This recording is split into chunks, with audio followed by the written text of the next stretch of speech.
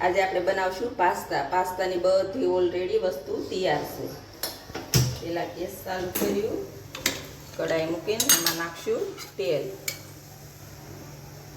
તેલ ગરમ થઈ ગયું છે, એમાં નાખશું પહેલાં રાઈ.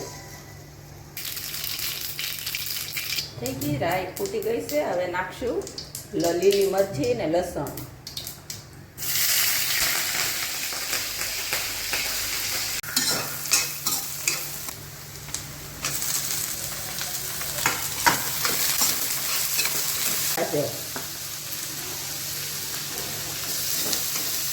દેશી મકાઈ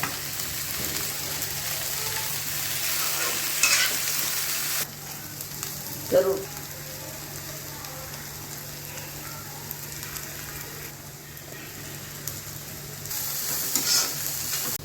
પાસ્તા બાફેલા છે, હવે આપણે આમાં નાખી દઈશું.